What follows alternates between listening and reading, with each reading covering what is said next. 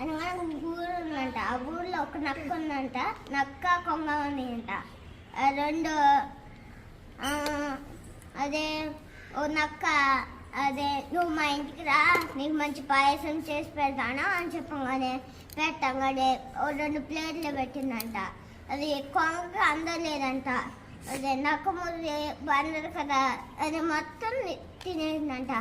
అప్పుడు కొంగ నువ్వు కూడా మా ఇంటికి రా, నేను నీకు చేపల పులుసు పెట్టేస్తున్నాను అనగానే చెప్పగానే మంచి చేపల పులుసు పెట్టి 2 టిన్నుల్లో పెట్టిందంట. పెట్టగానే అప్పుడు అది కొంగ నాకు తింటాల్సి వస్తుంది, ఈసారి తినేస్తాను అని చెప్పగానే తింటే దానికి అందలేదంట. కొంగ ముసన్నాక దాంట్లో కట్టి గబగబ తినేసింది. అప్పుడు నాకు బుద్ధి చెప్పిన తర్వాత కొంగ కూడా బుద్ధి చెప్పింది. Okay, very good. మనం మంచి చేస్తే మంచిగా జరగాలి, చెడ్డ చేస్తే చెడ్డగానే జరిగిద్ది.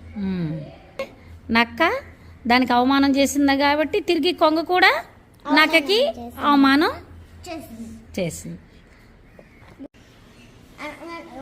దాహంతో ఉన్న కాకి, ఒక ఊళ్ళో దాహంతో ఉన్న కాకి అదే దాన్ని నీళ్ళు ఎదుర్కొంటా ఒక కొండ దొరికిందంట. ఆ కొండలో చూస్తే నీళ్ళు అడుగునే ఉన్నాయంట. బయట రాళ్ళు ఉన్నాయంట. రాళ్ళు ఎత్తుకెళ్ళి కొండలు వేయగానే నీళ్ళు మొత్తం పైకి వచ్చిందంట. కాకి తాగి దాహం తెచ్చుకుంది. అనగానే ఒక ఊరు ఉందంట. ఆ ఊర్లో 2 పిల్లలు ఉన్నాయంట. అది రోజు దొంగతనం చేస్తా వెళ్ళేదంట. ఒక రోజున ఒకటే ఇంట్లో రొట్టె ముక్క దొరికిందంట.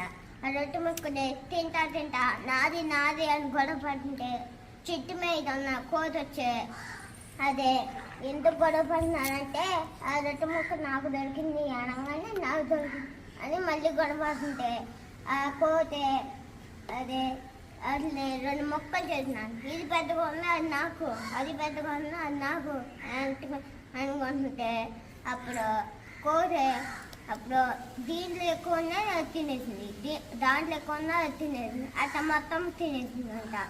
తినగానే పిల్లులు 2 కోతిని తాళం కొట్టింది అంట. ఓకే,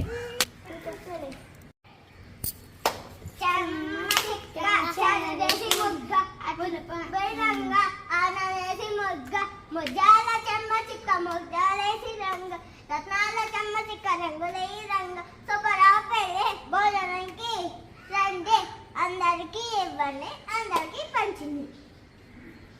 ఇప్పుడు వచ్చే 1 2 1 3 మకరి 4 5 6 మకరి 7 8 9 మకరి 2 నా పేరు వెంకట భవాని. నా పేరు దండు పెట్టాలి. ఒక ఊళ్ళో రాజు ఉండేవాడు. ఆ రాజుకి 7 కొడుకులు ఉండేవాడు. ఆ 7 కొడుకులో రాజు వేటకు వెళ్ళారు. 7 చేపలు పడ్డాయి. ఆ 7కి అయితే అన్నింటికి వచ్చి ఆరబెట్టారు. రాజు కొడుకు వచ్చి చూశాడు, అన్ని చేపలు వండాయి కానీ నువ్వెందుకు వండలేదు అని అడిగాడు చేపని. నాకు గడ్డి అడ్డం వచ్చింది, అందుకే నేను ఆరలేదు అని అన్నాడు. రాజు కొడుకు గడ్డి దగ్గరికి వెళ్ళాడు. గడ్డి నువ్వు చేపకి ఎందుకు అడ్డం వచ్చావు అన్నాడు. నన్ను ఆవు మేయడం లేదు, అందుకే నేను అడ్డం వచ్చాను అనండి. రాజు కొడుకు ఆవు దగ్గరికి వెళ్ళాడు. ఆవు నువ్వు గడ్డిని ఎందుకు మేయడం లేదు అని అన్నాడు.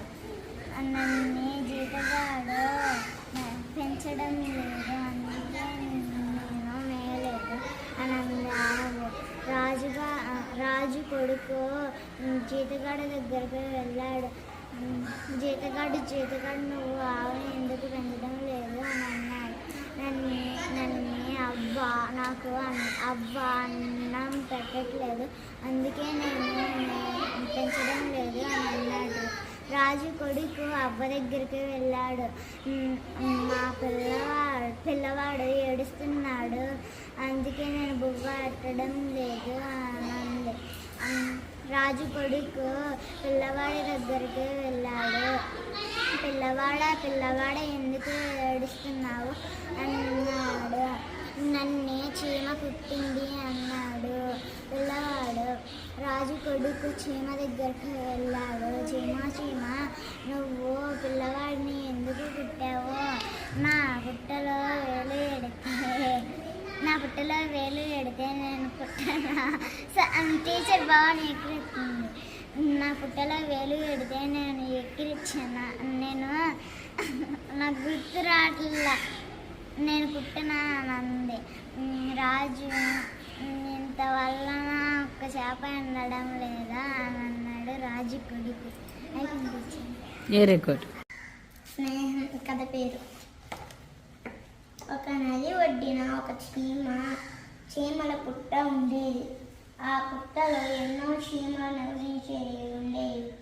దాహం తీర్చుకోవడానికి అక్కడికి ప్రతిరోజు ఒక పావురం వచ్చేది.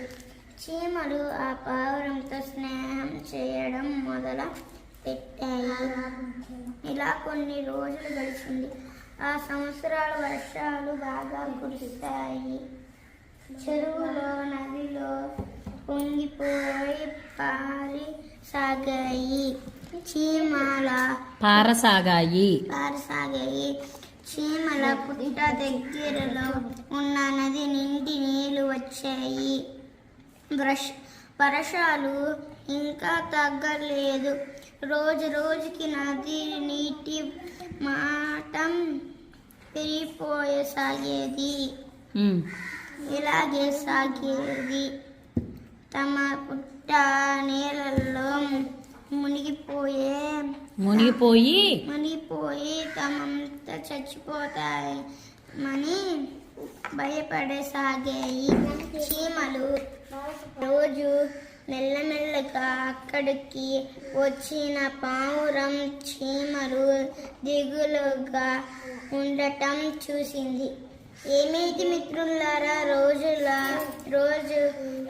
ఆడుతూ పాడుతూ సంతోషంగా లేరు, ఏమి జరిగింది, ఎందుకు విచారంగా ఉన్నారు అని అడిగింది. పావురం ఏమి చెప్పమంటావు నేస్తం, మేము ఈ ప్రపంచంలో అన్నిటికన్నా అల్పమైన ప్రాణాలం. గాలి వీచిన ఎండ కాసిన వాన కురిసిన మా కన్ని కష్టాలే. ఈ నది నిండి నీళ్ళు బయటికి పొర్లితే మాకు ప్రమాదం. మా నివాసం ఆ నీళ్ళలో కరిగిపోయే, మేమంతా చచ్చిపోతాం. ఆ ఉపద్రవం ఎంతో దూరాల్లో లేదని అనిపిస్తుంది అని తమ గోడు వెళ్ళబోసుకున్నాయి.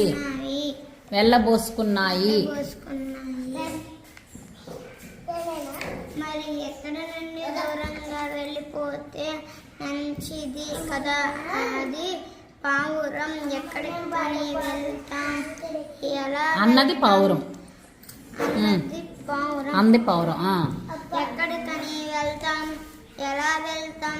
మా బంధువులు నది అవతల ఉన్నారు, కానీ అక్కడికి చేరుకోవడం మా తరమా అంటూ దిగులు పడ్డాయి చీమలు. ఆ మరనాడు పావురం అక్కడికి వచ్చేసరికి చీమలు భయపడుతున్నట్టే నీళ్ళలో పుట్ట మునిగిపోయి ఉంది. చీమలు ఆ పక్కన ఉన్న ఆకుల పైకి ఎక్కి ప్రాణాలు కాపాడుకుంటున్నాయి. వెంటనే ఆ పావురానికి ఒక ఉపాయం తట్టింది. ఉమ్.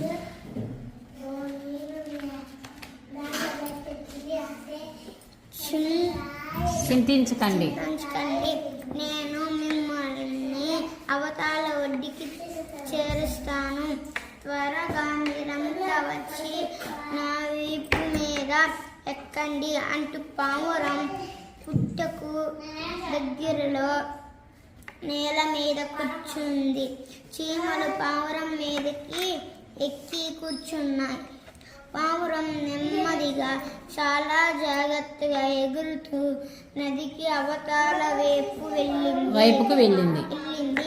దూరంగా అక్కడక్కడ ఉన్న చీమలు బంధువులను వెతికి మరి వాటిని అక్కడికి చేర్చింది. పావురం చేర్చింది పావురం. ఫుల్ పావురం స్టాప్ ఉంటే ఆపేయాలి అక్కడ. నెక్స్ట్. పావురం చేసిన సహాయానికి కృతజ్ఞతలు తెలుపుకున్నాయి చీమలు. చీమలు వెరీ గుడ్.